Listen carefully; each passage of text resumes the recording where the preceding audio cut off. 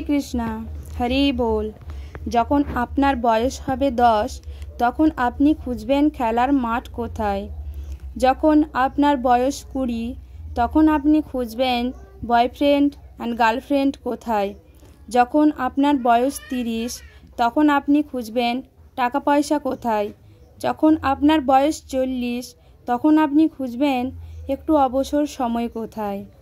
যখন আপনার বয়স 50 হবে তখন হয়তো খুঁজবেন মন্দির কোথায়। কিন্তু 50 আসার আগে হয়তো আপনার সময় শেষ হয়ে যেতে পারে। সুতরাং আমাদের শেষটা আগে খোঁজাই উত্তম। তাই সময় থাকতে থাকতে আপনারা সকলে মন্দিরে আসুন, শ্রীকৃষ্ণ ভগবানকে স্মরণ করুন, হরে কৃষ্ণ মহামন্ত্র নাম বেশি বেশি জপ করুন। তাহলে আপনার এই মানব জীবন সার্থক হবে।